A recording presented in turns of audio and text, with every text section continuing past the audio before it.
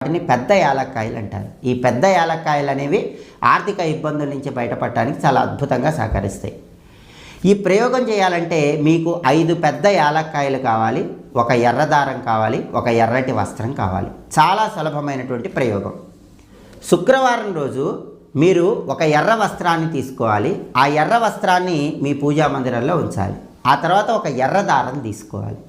ఆ ఎర్ర దారానికి 5 ముళ్ళు వేయాలి. ఎర్ర దారానికి 5 ముళ్ళు వేసిన తర్వాత ఒక యాలక్కాయ తీసుకోండి, పెద్ద యాలక్కాయ. ఆ పెద్ద యాలక్కాయ అనేది ఈ ఎర్ర దారానికి కట్టాలి. మళ్ళీ 5 ముళ్ళు దారానికి వేయండి.